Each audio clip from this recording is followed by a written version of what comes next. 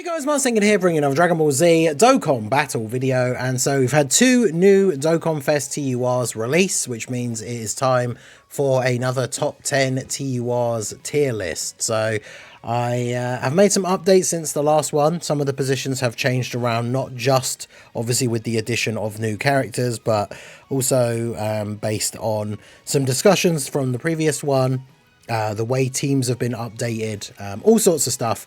I always say in all of my tier list videos, and I hope that it gets through to some people, because I know most of you guys are cool all the time, but it's always good to get constructive comments on the tier lists and then actually have a bit of discussion in the comments. And like sometimes that will actually lead to me changing my opinion on something. If we can have like a good little bit of back and forth, maybe it makes me look at the unit in a different way, try them out in a different scenario, or try them out a few times again in some other setups, and then maybe I will change my opinion. But as I say in like every tier list, people coming onto the video, skipping all the way to the end just to look at the top 10 without listening to any of the explanation, and then just putting like, lol, you think this unit is at 3, and it's like, yeah, I do. I explain why in the video. But anyway, like I say, most of you guys are chill. It just feels like one of those things. I have to mention this in every tier list.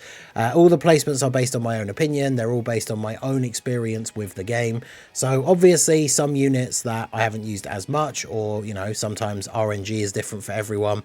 It's all going to be different for different people, right? And the hardest thing, I talked about this on stream this morning, but when it comes to placing units on tier lists who are very RNG related in order to get their best performance, it's really hard to place them on a list, because if you have a unit that puts out a solidly consistent performance, and then the RNG unit, like on their best turn is better than them, but on their worst turn is way worse than them, like who do you put higher in the tier list? So I do try and think about the ceiling of the unit, but I try and think about like the general average, and that's where it comes into like experience with my own personal experience.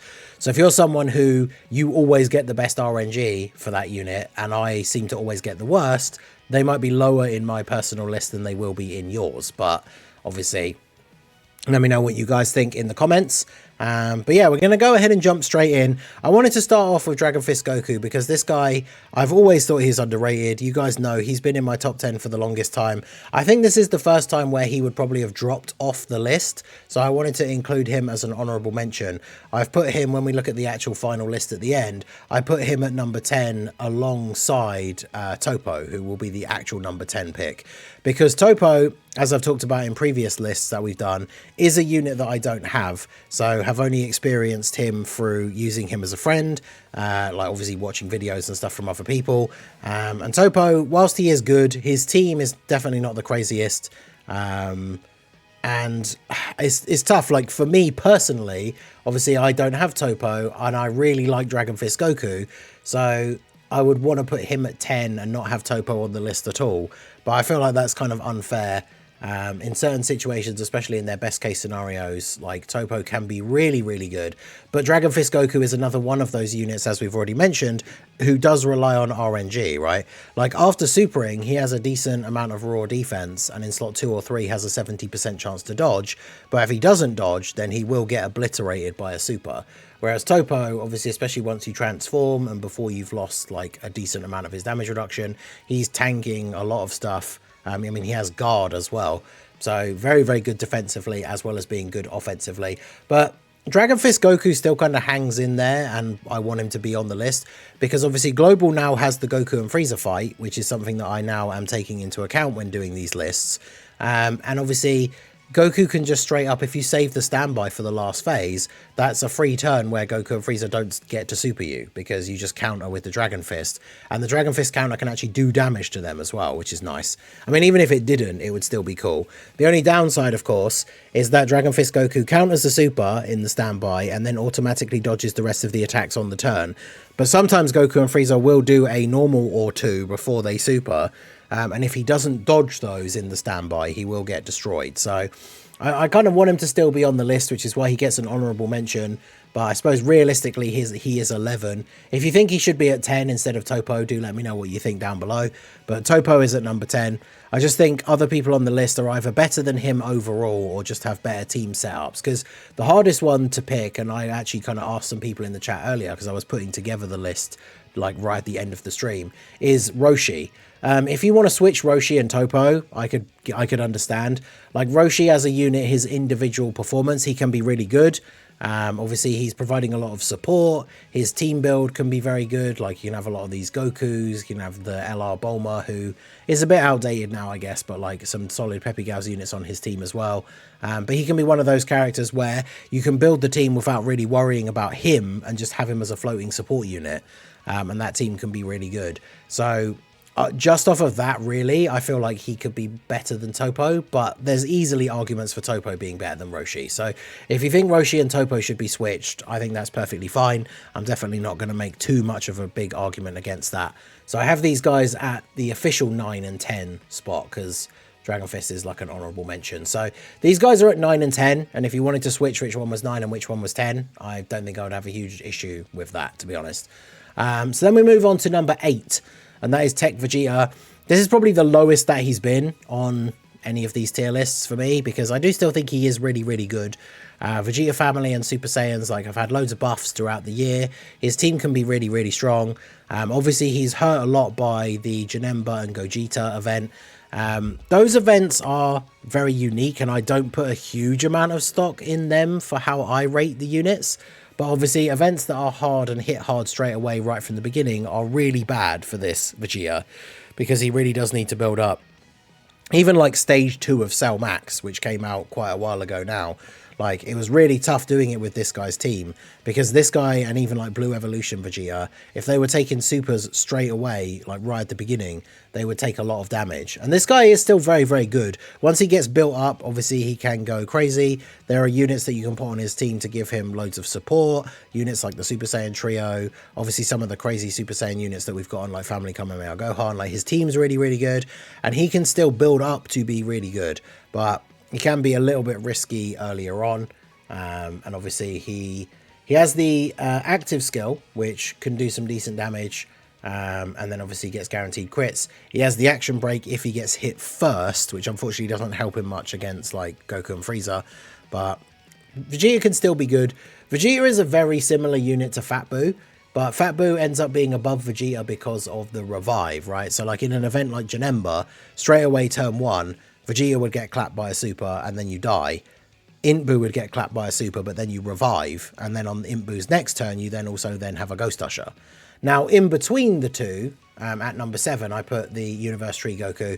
People mentioned this before. I said it last year with Limit Breaker Vegito. Like, this guy technically isn't a Dokkan Fest TUR, but I don't care. Like, he has his own Dokkan. He was the headliner unit. He has his own Dokkan event and awakens with 77 medals. He is on the level of some of these Dokkan Fest TURs, even though he is now only at number 7. It seems stupid to not put him on the list just because he's technically not a Dokkan Fest TUR, because he's not an Easy A character. He's not a side banner unit. I mean, I guess you could make an argument that all of the Heroes units are sort of like banner units, but yeah, he belongs on a Dokkan Fest TUR tier list. Him, Super Saiyan 3 Rose, Limit Breaker Vegito, Super Saiyan 4 Vegito, God Trunks. I mean, they're Easy A characters now, but this guy belongs at number 7 for me. He can be really, really good. His leader skill is really good, even though he only gives the extra 30% to crossover. But he's got 3 solid categories as his 170s. On his second turn, really, really strong defensively, can do some really good damage. The active skill is really good as well. The reason why he goes above Vegeta for me is because they're both a bit of a defensive liability on turn 1, but Goku can hit a lot harder. And then on the second turn, Goku's usually built up more than Vegeta already, and is really good defensively and can still hit really hard. As the fight goes on, especially once you get past this Goku's intro, then Vegeta, I think, becomes better. So if you wanted to swap these two around, I could definitely understand that. Again, a lot of these units, I always say this for these tier lists, but characters who are right next to each other, if you want to swap them, I probably wouldn't have any real major arguments, because with some of these units, it's so close as to where they would be placed that you know, one extra little argument or one extra bullet point could move a unit above another one. So if you wanted to switch these two around, like, I would perfectly understand that. But for me, at the moment at least, Goku is at 7. And then at 6, we have Fat Boo. For basically all the reasons that we talked about with Vegeta. He's very much like Vegeta in a lot of ways, but he does have the revival. He has the survive KO attacks ability as well. He also has the healing, which the Boo team has a ton of. The Boo team has obviously gotten another buff recently with the Buhan. So this guy, I think he's a very, very similar unit to Vegeta, but I think he's just slightly better. So he comes in at number 6. Don't really have a huge amount else to say about him. He's a very, like I say, he does the same sort of thing as Vegeta, but he has that extra bit of utility and the revival, which definitely makes him better in my opinion. So next up we have number 5. Now this is where I'm putting the DAIMA Goku. Now I could see people getting mad at this placement, especially considering who's next. And like I said, you could swap him. Don't go crazy. But for this guy, for me, I don't have him. So I've used him as a friend. I've seen videos of what he can do. His leader skill is a bit weird because, like, if you actually look at like transformation boost and pure Saiyans or transformation boost and accelerated battle, the amount of units that are actually on both of those is not a huge amount, especially when it comes to units that you want to run with him, like other Super Saiyan characters for his link set. And then even Dragon Ball Seekers, like, it's not a lot of the Super Saiyan characters and stuff like that, right? So I don't think his leader skill is that great for the actual full 200%. Obviously, having transformation boosters of 170, he's got lots of really good units on that 170 lead, don't get me wrong. Now, the big reason why he's only at this point on the list for me is that the couple of times I've used him, you can get very unlucky even with him in slot 2, where he just does a super and then a normal. And when it comes to taking like the really big supers and big damaging attacks, he is going to be dodge or die against those attacks, right? Turn 1, he has 50% damage reduction, and from then on it's only 30%. He does have the high chance to dodge. Obviously has higher chance to dodge on the first turn. Now again, he can be kind of RNG related, but more so RNG of the enemy attack placements, because on turn 1, if you can get him to dodge or be hit by 5 attacks in that first turn and he gets fully built up, then obviously he can look really, really good on the second turn, dropping like some big attack stats. His super attack has that crazy 41% for 2 turns attack buff for all allies, which is really, really good. If you do get a double or triple super, then characters on the next rotation could be hitting insanely hard, which is good.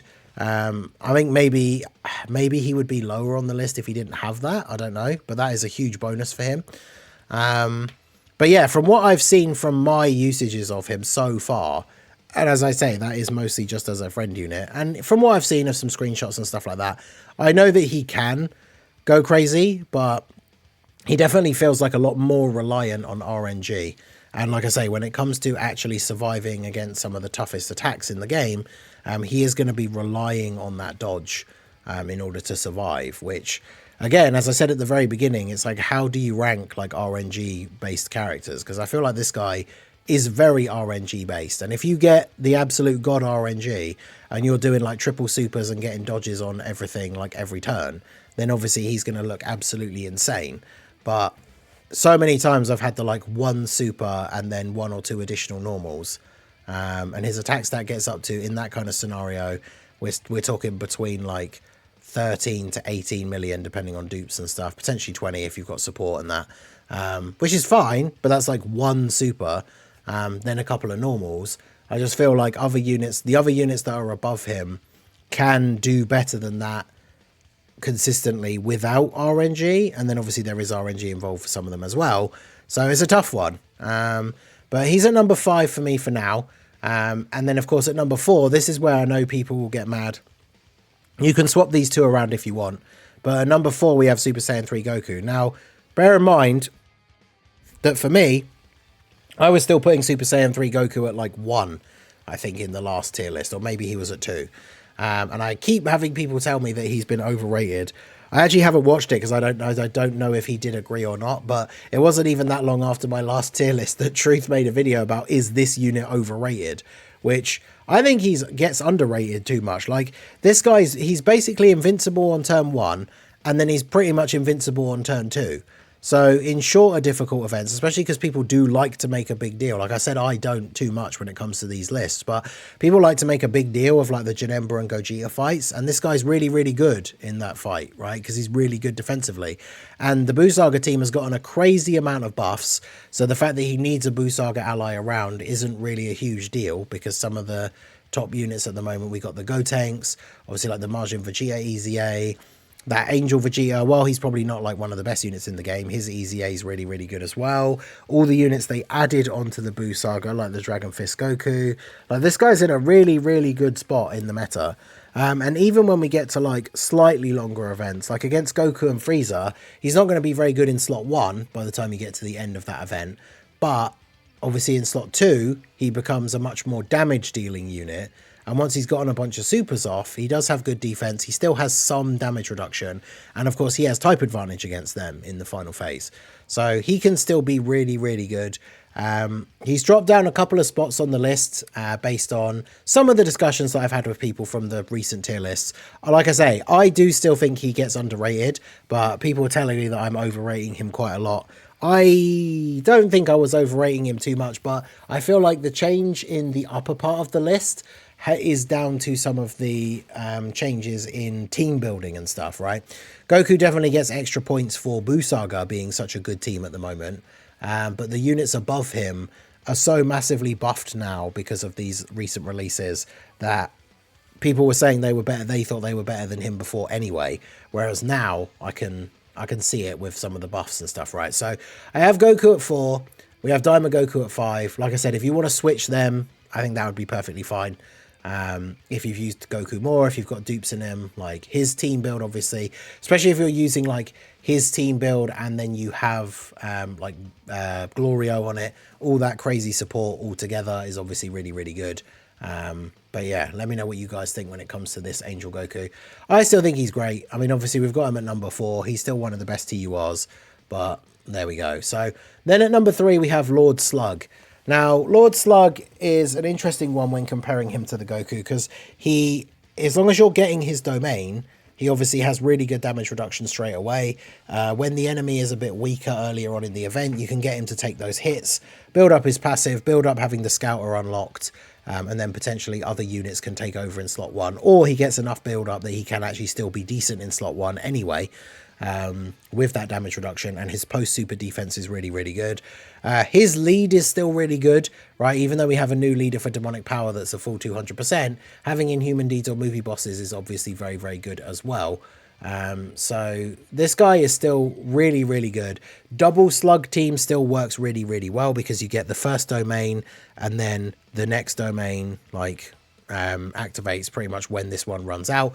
So you get 6 full turns. The domain brings crazy buffs. Everything looks really good. He can get a Scouter. Like, he's got a lot of really good features and is still very, very strong in the meta. And like I say, comparable to the Goku, like Goku's probably better defensively on turn 1.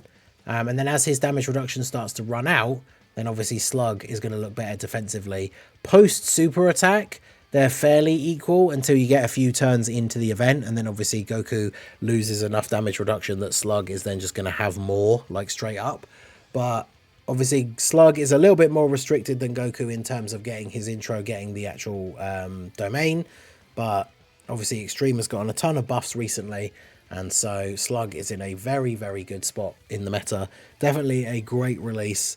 It's still crazy that this guy was the release after the AGL Namek Vegeta, who is just absolutely terrible. People say that I underrate him, but like, he hasn't been in my top 10 for ages. And looking back at the comments in the last tier list as I was formulating my opinions for this one, like, I think I had Rose at 10. I think he just made the last list last time. And I still stand by the fact that I think physical Rose is better than AGL Namek Vegeta. But let me know what you guys think down below. But Slug released right after him and was just so much better. So this guy, really, really good. Still a top tier unit. And then obviously at 2, we have Buhan. Now these two, I feel like you could potentially swap them. Buhan, for me, especially at 55%, like, he can definitely get some really good build up and do some really good numbers and stuff. But he's definitely not a slot 1 unit, especially not like starting out straight away as the Buhan. And then one of the things with him is his team, unless you're running a full Boo team where you're really leaning into like the full power absorption build, some of the better units that you can run on his team, like Janemba, are not on power absorption, which then obviously hurts his ability to get the transformation and the domain super early. And in some events, like difficult events, especially, so let's say Goku and Frieza, which that event can be short, depending on how quickly you power through like the first two phases.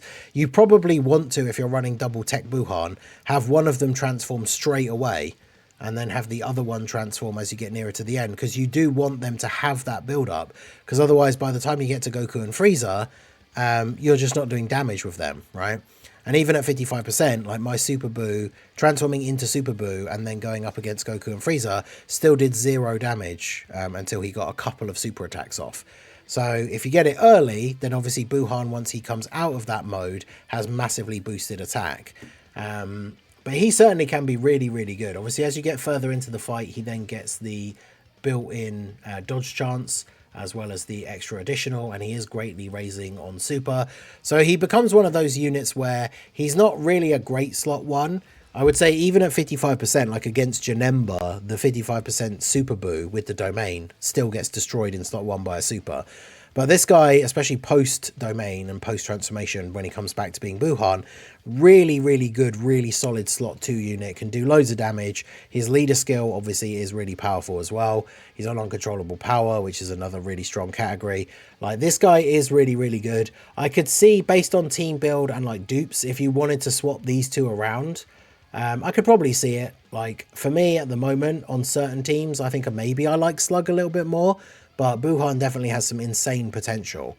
And these guys have both moved up the list. And like I say, these guys are now, I would say, for me at least, above the Super Saiyan 3 Goku. Because of this guy right here. Surprise, surprise, number 1, right? Glorio. This guy is absolutely ridiculous. We've done multiple videos for him over the last couple of days. I feel like I repeat myself a decent amount in those videos because, like, as I've said in those videos, I don't know how much I can stress, like, how good this guy is for multiple reasons, right? So, first of all, his own individual performance is ridiculous. Mine at 55%, if you get one of the turns where he just keeps getting off those supers, we've had him getting up to like 27 million attack with like 2 links active. And mine's not even fully link leveled yet either. And on, like, his team build is super fun. Demonic Power. We've run some fun team builds, like actually using an all extreme team that went up today. Running funny builds with like a full Gohan team, and he actually shares some decent links with some of them, like Cold Judgment. The Boo team, but just using this guy as the leader. Like, one of the reasons why he's so good is because you throw him in slot 3, and then the amount of support that he's giving to the whole team is just ridiculous. Like, having double Glorio as the floating units. We've seen units hitting some insane numbers, like Tech Gohan doing like over 10 mil on his first turn as he starts like stacking up is ridiculous. People have posted screenshots of like Rainbow Beast Gohan getting to like 33 million. And like, Beast Gohan does a lot of things, but like immediately hitting crazy high big numbers like straight out the gate is not really one of the things that he is known for, right? He builds up damage and he builds up crit chance, and he's really good defensively, but seeing him dropping like those kind of big numbers is obviously not something you see all the time. And it is because of this ridiculous support from Glorio. And then using him with extreme characters, having those rotations like Lord Slug with like LR Janemba, getting the support from this guy. These guys are hitting some ridiculous numbers. And then, yeah, Glorio himself, as we said, not only is he dropping really high attack stats, but after he's done a couple of supers, his defense is absolutely insane. Like, some of the calcs that I saw for him when his details first came out is if you're getting the turn where he's actually doing like 4 or 5 supers, especially later on into the event, because remember, each super gives him a permanent buff, like he's getting over like 3-4 million defense potentially, and he has 50% chance to dodge base. If he does 3 supers, it goes up to 80%. So the only times that this guy can look bad is if he does a super and then like a couple of additional normals, and that's it. But even in some of the runs I've done with him, we were doing a challenge run on the stream earlier today where against Frieza and 17, he did a super and then 2 additional normals, and he still tanked all of their normal attacks for double-digit damage.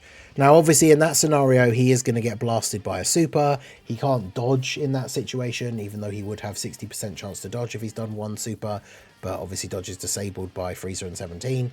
But, like, the fact that even on his worst-case turn, he's tanking them for double digits. I think he even tanks Goku and Frieza for double digits by the time you get to that point in the fight, because of all those permanent buffs he's had from the previous super attacks.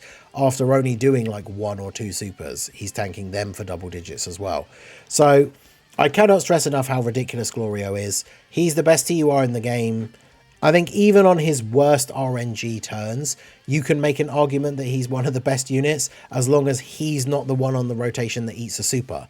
And then obviously when it comes to Goku and Frieza, which now that it's out on global, like still ranked as being one of the hardest events in the game, you basically know they always super in slot 1, so he's not going to ever eat a super from them if you're just putting him in slot 3.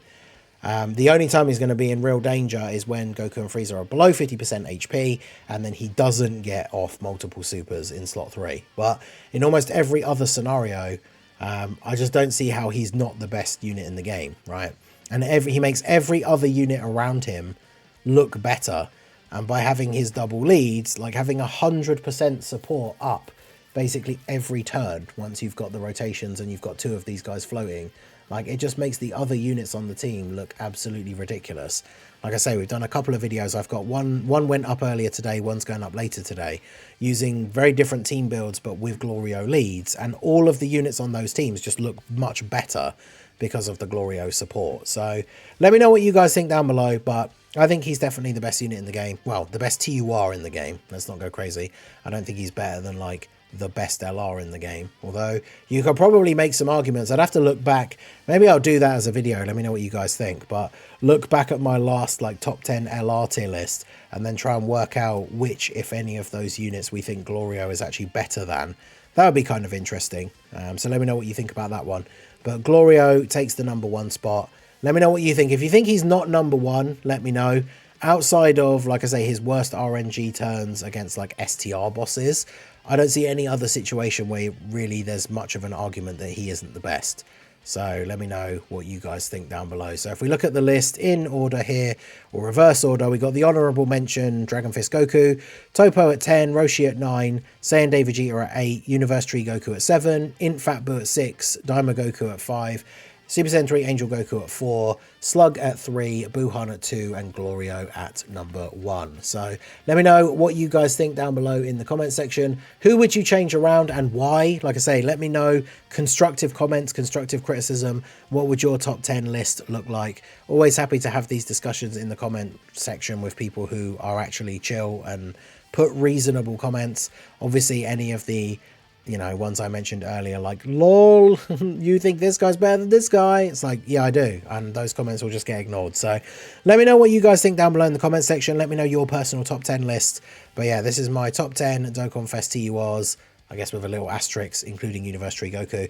But let me know all your thoughts down below in the comment section. So that is going to be it for the video, guys. This has been the Masked Ningen. Smash that like button, subscribe to the channel if you are new.